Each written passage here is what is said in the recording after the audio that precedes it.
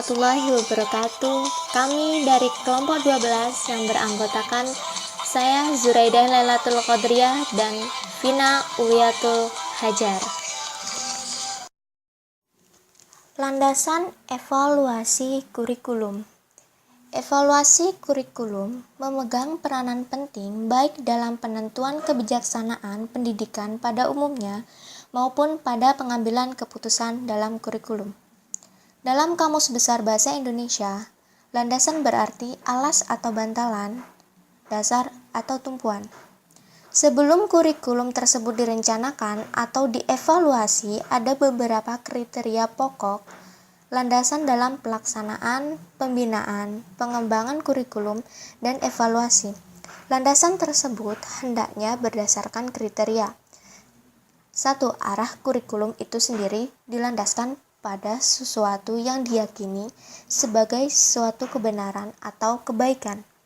Yang kedua, isi kurikulum sesuai dengan tuntutan masyarakat yang bersifat dinamis sebagai pengaruh ilmu pengetahuan dan teknologi. Yang terakhir, proses pembelajaran memperhatikan prinsip psikologis, baik teori tentang belajar maupun perkembangan individu. Mengevaluasi kurikulum.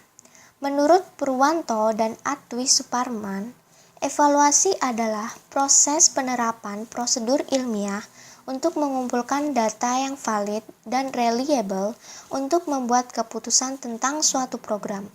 Kurikulum adalah seperangkat rencana dan pengaturan mengenai isi, tujuan, dan bahan pelajaran serta cara yang digunakan sebagai pedoman penyelenggaraan kegiatan pembelajaran untuk mencapai tujuan pendidikan tertentu.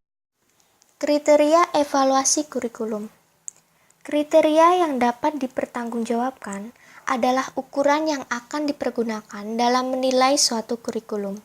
Kriteria penilaian harus relevan dengan kriteria keberhasilannya, sedangkan kriteria harus dilihat dalam hubungannya dengan sasaran program.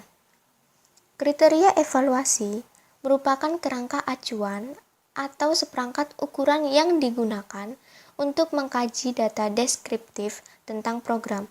Pada umumnya, kriteria yang dipergunakan untuk mengukur keberhasilan program dirumuskan dengan spesifik dan bersifat terbatas. Kriteria evaluasi dapat dikategorikan menjadi dua kategori, yaitu kriteria internal dan kriteria eksternal.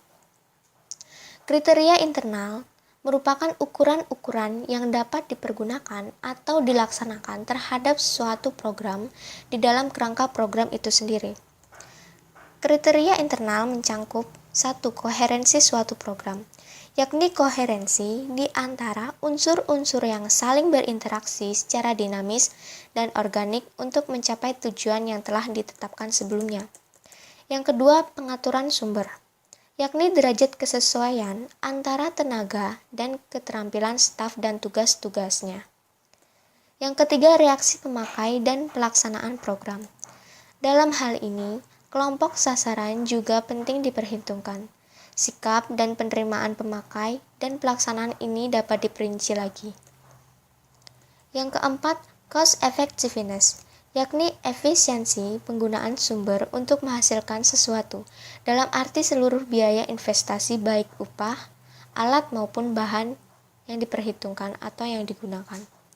Yang kelima, kemampuan generatif, yakni kemampuan program untuk membuahkan hasil-hasil yang positif yang tidak dirancang di dalam desain program. Misalnya, munculnya gagasan, konsep, atau teknik baru yang dapat dimanfaatkan di waktu-waktu berikutnya. Yang terakhir, impact atau akibat program.